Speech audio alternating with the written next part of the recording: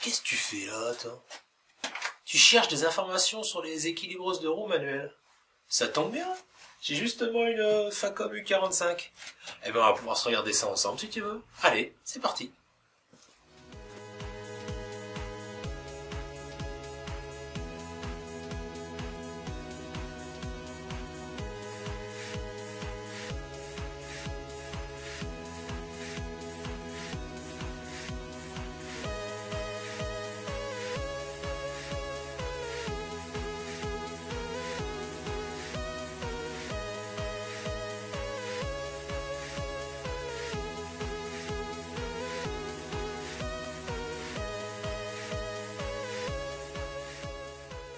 Pas indispensable mais bien pratique, l'outil Facom U88 qui permet de mesurer l'anthrax de la jante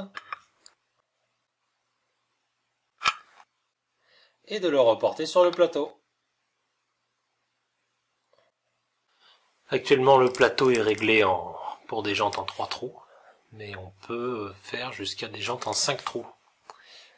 Donc il suffit d'ajouter voilà, ce type de pièce. Bien faire attention au serrage de la roue, qui aura naturellement tendance à se désaxer avant serrage. Et à bien choisir aussi le type de portée conique sur l'écrou. Pour ce type de jante, c'est la portée comme ça qui est préférable. Suivi d'un serrage modéré.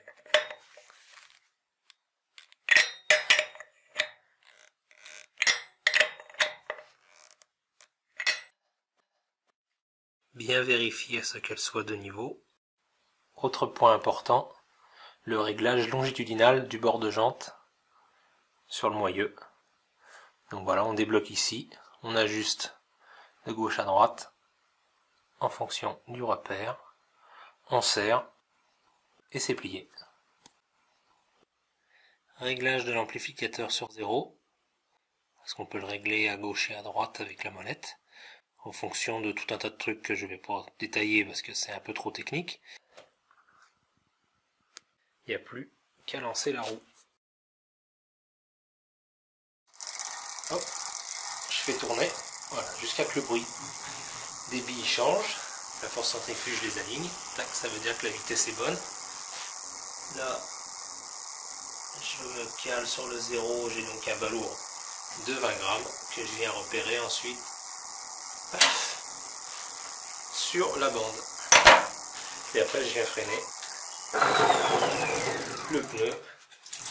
Comme c'est un balourd inférieur à 25 grammes, il y a un tiret qu'il ne faut pas prendre en compte, il faut s'aligner en face du petit point noir. Tac. Hop. Et je viens me marquer en face du repère, en bas. La démo s'achève et tu n'as rien compris? C'est normal. Allez, je te montre tout ça. Petit à petit.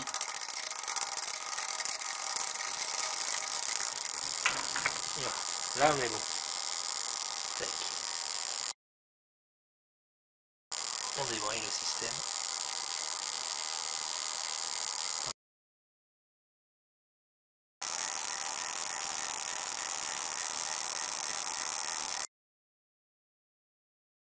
Pour ce qui est du marquage, moi j'ai remplacé par un magnifique Reynolds d'effaceur qui fait très bien l'affaire avec une bande blanche pour bien marquer au lieu de la mèche d'origine avec le revêtement chromé. Pour la curiosité, voilà. Mais bon, c'est tout sec, c'est un peu se faire chier avec. Alors que là, avec la mine, c'est vachement plus précis quand on vient tangenter dessus.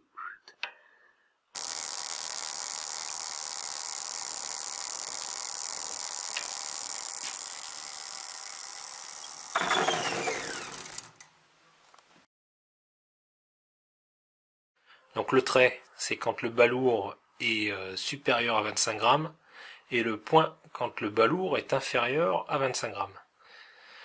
Donc en fonction, voilà, là c'était 20 grammes, du coup, je me suis centré par rapport au point et mon trait. Donc je cherche 20 grammes dans mon petit.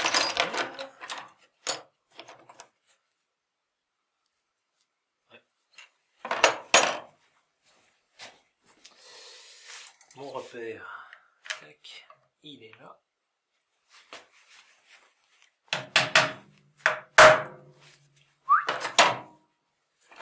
Et c'est reparti. On relance. Tac. Wow. Ouais, nickel.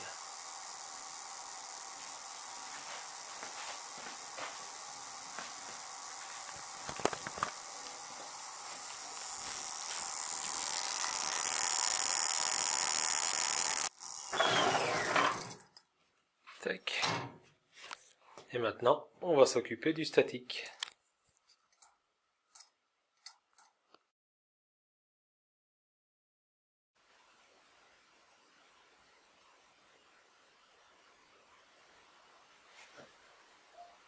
Ça peut être assez long.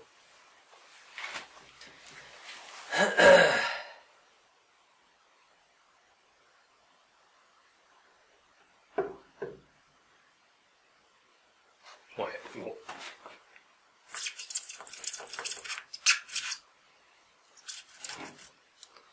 Tac. Hop.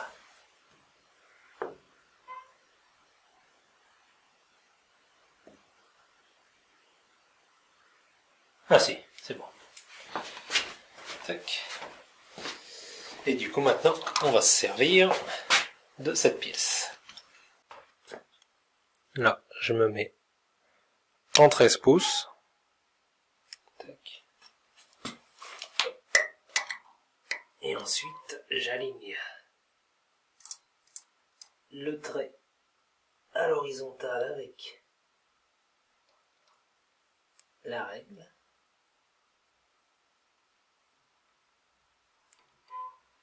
Est-ce que je suis bien? Ouais, c'est pas mal. Donc 13, hop. Ah non, on va essayer avec 0 g. Hop.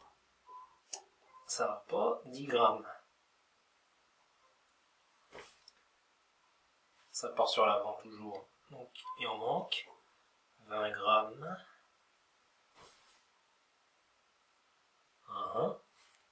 On va peut-être être sur un 25, on va essayer un 30. Ouais, trop. Donc on doit être sur 25. En statique. Ouais, même pas. Sur un 22, un plomb qui n'existe pas. Donc 13 pouces. 20 grammes. Et voilà. Là on tient l'équilibre. Tac. Donc je vais mettre un plomb de 20 grammes ici.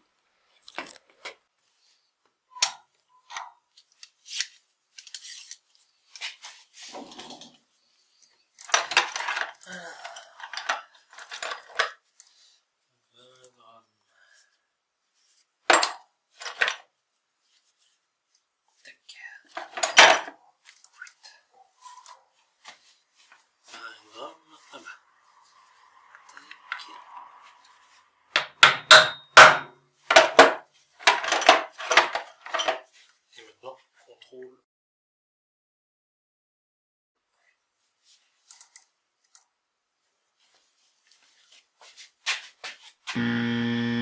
Ah.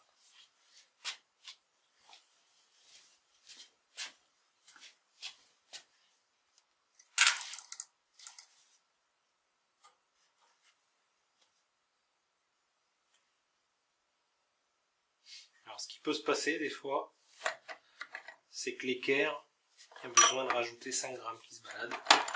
Donc du coup, on rajoute 5 grammes au plomb. Donc 20 plus 5 égale 25.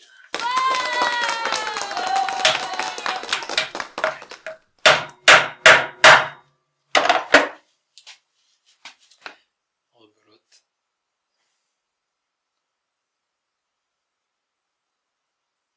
Là on est bon.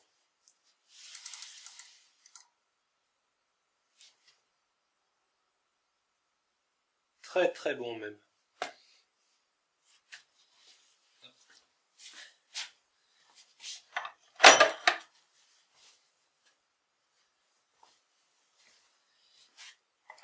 Et test final.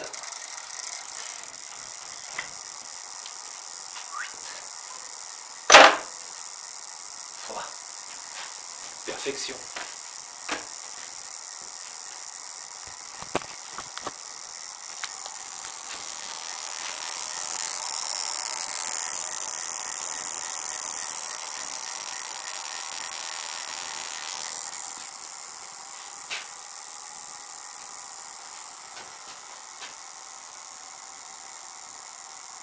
Et bien voilà les amis, cette vidéo est à présent terminée. J'espère qu'elle aura comblé votre curiosité. N'hésitez pas à laisser un petit commentaire, j'essaierai d'y répondre au mieux. Bien sûr, un petit pouce bleu. Et puis en attendant, je vous dis à une prochaine. Allez, je vais retourner astiquer mes douilles. Ciao!